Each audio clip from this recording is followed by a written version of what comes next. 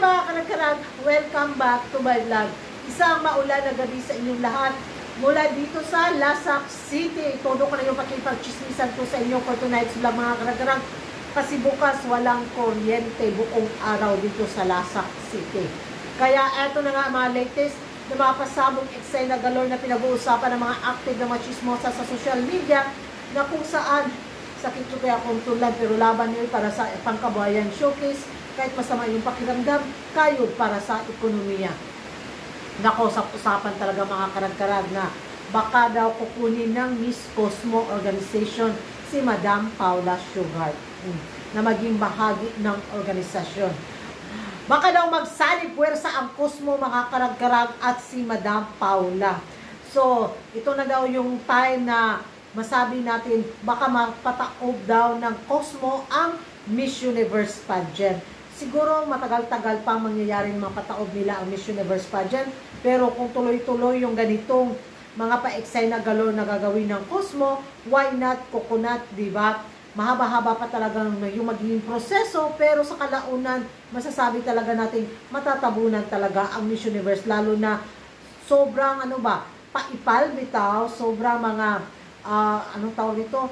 Kulang sa pansin yung humawak ngayon sa Miss Universe pageant, di ba? Kaya hindi imposible na hindi malamangan ng Cosmo ang Miss Universe pageant kung sakali mang si Madam Paula ay makisali, di ba? Kasi alam na niya mas expert siya sa pamamahala bitaw sa isang beauty pageant mula sa Miss Universe, ma-apply niya sa Cosmo. Nako, igak na amanjoy kung si Mission Galore ani bitaw.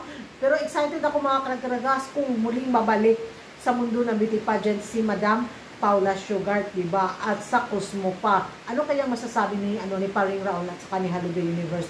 Tiyak na magwarlahan at magsiraan siguro to the max, diba? At ano kaya ang mangyayari kay Angkor na bigla na lang ma-far behind yung pageant din niya. At mangingibabaw itong Cosmo. Nako, excited itong mga karag-karag. Ewan ko sa inyo kung ano yung magiging komento ninyo. At kung paano nga ba nabuo ang Cosmo pageant. So panoorin nyo ang video na to. Back to 2022, that we intend to acquire another organization. The organization that we are working with, at that time, they offer of selling their organization. So we run in for the bidding of that organizations.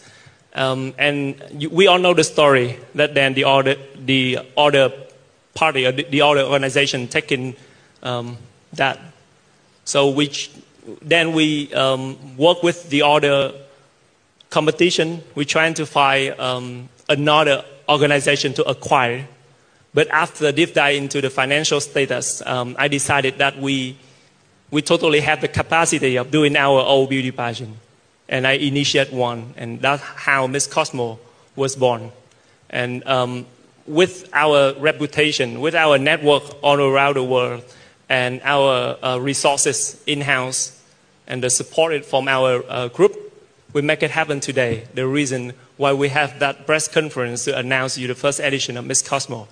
Thank you. Mga karag-karag, ano kaya yung magiging epekto nito kung sakaling sasali si Madam Paula Shugart sa Cosmo Organization? Sa tingin nyo mga karag-karag, ma-elbow kaya ang Miss Universe pageant? Mag-ingay tayo sa comment section. Basta, ang alam ko lang, pwede ako bigyan ng second born nito may-ari ng Cosmo.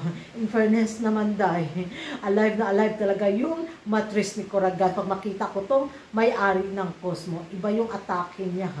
Nakakababae siya mga karag-karag ng bongga. Para ba yung matris ko biglang nabuhay, bitaw yung sirkulasyon ng ng mga hemoglobin sa X and Y? Patay! Laban lang. Baka balang araw, makatagpo ako ng ka-forever ko.